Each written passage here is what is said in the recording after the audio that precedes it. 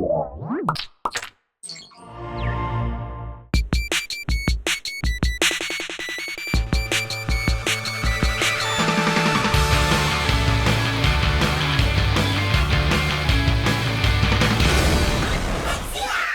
episode of Tekzilla is brought to you by Netflix. Time to get our HD Nation on. If you're looking for a projector with 3D capability, but don't want to spend your life savings on it, Robert's got a new product from Optoma you might want to check out. Makers of the HD20/HD180, one of the most affordable 1080p front projectors that you own yourself. This is the Optoma HD33 home theater projector. Ta-da! Noted for being among the very first front projectors to offer not only 1080p resolution, but 3D picture for under $3,000, and that's the list price. Yeah. Online pricing is about half that. Look at those, like $1,450 or something. Exactly, about under $1,500 online, which is awesome for a projector like that. Styling, now not only that, those are actually RF technology as well, so you're not dealing with an infrared emitter like you have in a lot of that. Those are not included with the projector, by the way, to make that perfectly clear. You can get those for about under $75 online. Surprisingly comfortable, and one of the better active shutter 3D glasses I've ever worn. I had it side by side with my 3D plasma, and I hate to say it, but I actually preferred the brightness and just the glasses to the design overall. This is a single chip design projector. Get it out of the way. It uses Texas Instruments DLP technology. You know, remember that whole thing about it's the mirrors. Color with a single chip projector, most projectors at least that use a single chip, is produced by spinning a color wheel in front of the light path. Red, blue, green filters basically that spin in front of where the light shines through. That design and the speed of the color wheel actually helps minimize an annoying artifact called color breakup or rainbow artifacts that you get with that single chip design. They did a really good job of not only increasing the speed of the wheel itself, but the number of segments on the wheel to really help minimize that artifact. I can still see it with specific test patterns, especially highly contrast black and white, and if you shift your eyes back and forth across the screen quickly, if you're looking from one edge to the other, you can sometimes, I see the breakup more easily that way. But for general video content, I don't recall really seeing any artifacts that distracted me and took me out of the picture, which was awesome. Now, for this projector, if you're setting it up in your home, some things to be aware of. There's an excellent projection calculator. I recommend you look at this if you're thinking about this projector, because it'll give you an idea of how you're going to have to place it within a room. I was shooting this onto an 85-inch screen, and if you can see right here, I've configured this setting for that. And it shows I've got a placement distance of about 9 feet 3 inches to about 11 foot 1 inch. That's not a lot of room. You have a pretty narrow gap if you're going to fill that screen. And regardless of what distance you're going to have the projector from the screen, you're going to have about that same distance in terms of where you can place it. I have a question. While you have the calendar up there, when we're looking at that and it shows, you actually pull it back up again, and we see the screen on the right side of the Projector Central calculator. When we're looking at that, it says 6.7 inches, and it's either ceiling hung or ceiling mounted or floor mounted. Does that mean you're supposed to have it 7 inches below the screen or like 7 inches above the screen, or 6.7 in this case? What that's giving you an indication of is how the light's exiting the main optic, and if the projector were perfectly flat or parallel to the screen, you would need to lower it almost 7 inches below the screen if the projector were kept flat to the perpendicular to the screen. You'd have to lower it because the image is going to shoot up slightly, and that gives you an idea then if likewise if you're going to turn it upside down to mount it upside down on a ceiling, it's going to do another 7 inches away from the ceiling. Got it. So that tells you, pretty much gives you an idea of how you're going to have to place it within the room, and then the zoom and the manual focus will take care of. That's funny, because I always assume like a projector is supposed to be dead center at the screen, but it's actually designed to be sort of at the top edge. Everyone's different, and in a sense, to get the geometry right on the screen, so you don't have to mess with things like keystone correction, which can destroy detail. Placement is everything, and I'm just trying to tell you here that placement's a little restrictive compared to some other projectors I've seen. However, light output on this is pretty darn impressive actually. It's listed as 1800 lumens, and in economy mode, the lamp module, when you have it set like that, they label it as standard, and it's the default mode for this projector. It provided plenty of light output for my dimly lit theater room. Now it does have a bright mode as well, which will easily overcome a little bit of ambient room light as well. So if you're dealing with a room that's not pitch black, this might be a good projector to consider.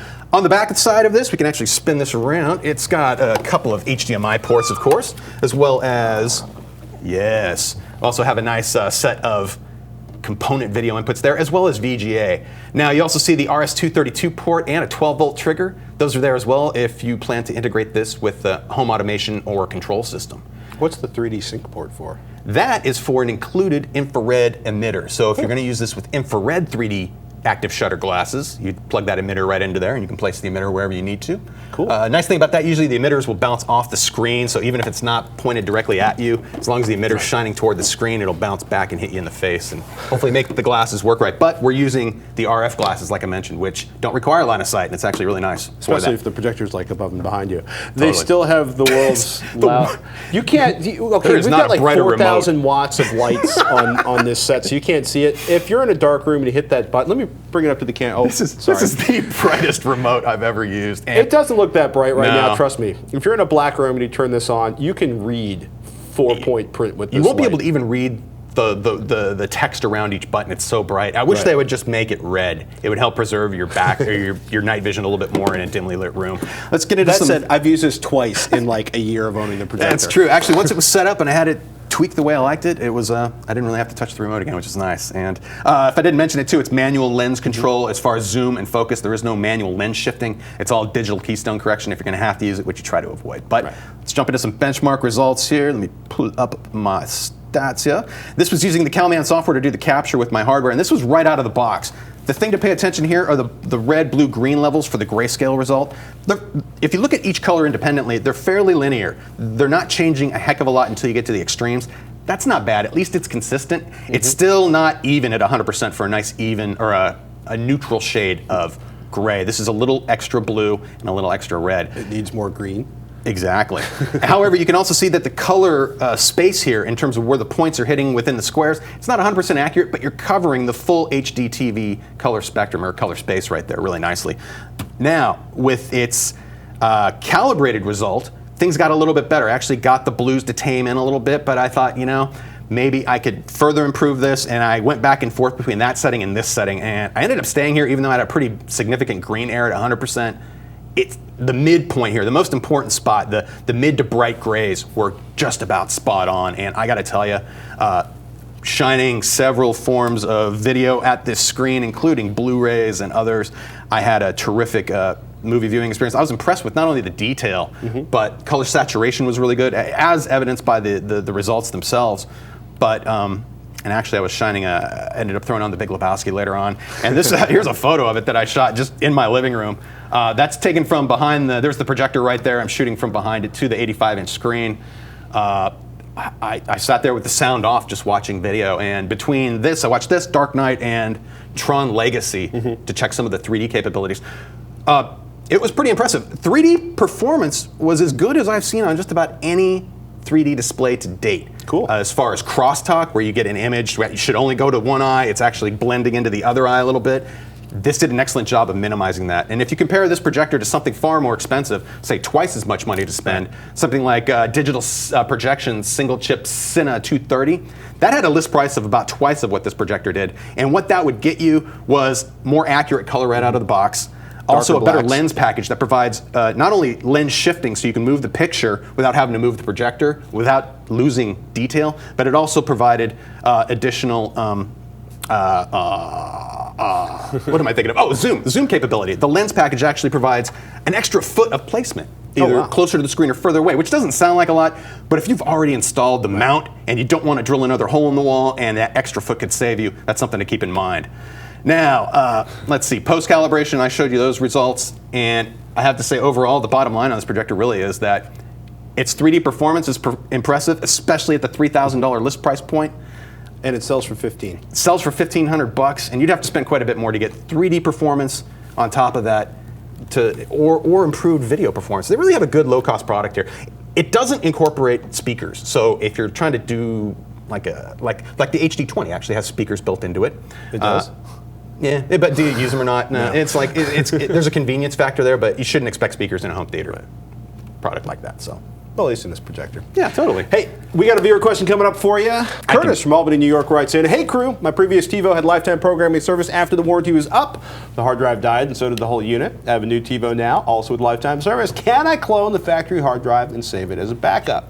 If the factory TiVo hard drive dies in the future, can I just pop in the clone drive and keep using it? Or does TiVo prevent that somehow with some sort of identifier on the hard drive that won't show up on the cloned drive? Thanks, love the show. Curtis in Albany, New York. Ooh, WeaKnees. WeaKnees is a great site. They've been around forever. As long as the DVR has been around, these folks have been around. upgrading TiVos and either offering you increased storage or a number of other cool ways of getting more out of your product. Now, if you would rather take a more hands-on approach, void your warranty, and save a fistful of cash, my favorite website in the world for you TiVo owners is mfslive.org. This is the must-have tools for TiVo-holics. When I've done my own DIY TiVo upgrades, I turn to this website, download their tool set. The related software package is available as a Windows application or as a Linux live disk. And once you have that set up, you really don't even have to save your old drive if you don't want. The drive actually doesn't contain anything other than perhaps your old recordings. I would take, say, a new 1 terabyte drive that's compatible with your hardware.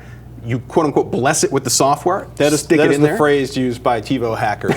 Is essentially blessing it is installing all the hardware and weird file format partitioning that the TiVo requires to function. But my understanding is there's a little bit of flash memory on the logic board of the TiVo itself that contains the operating system itself. It's not actually stored on the hard drive. It might get copied back to the hard drive later on, but there you go. Do it yourself. Save some money. Don't be afraid.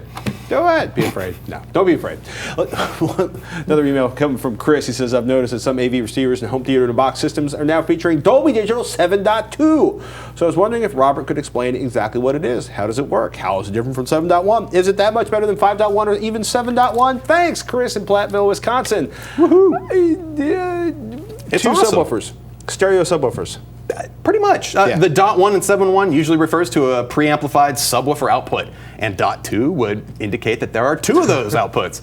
Oftentimes, an AV receiver with multiple subwoofer outputs will be providing different signals to each, as Pat mentioned, that's stereo in a sense. You could think of it that way, a left and a right channel for the sub. People don't email to say that there is no stereo directional functionality below X number of hertz. We get it. Just it's just trust us. This is all about improving the quality of those low frequency effects that the AV receiver might be directing towards a subwoofer.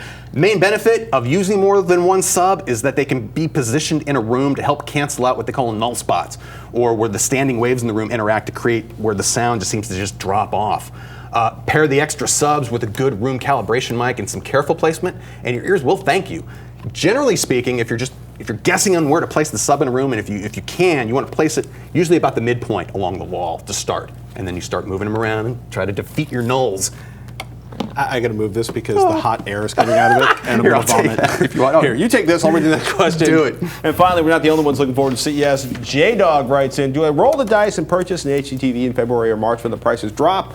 Or do I wait until the new 2012 units roll out after CES later in the year? J-Dog in SoCal.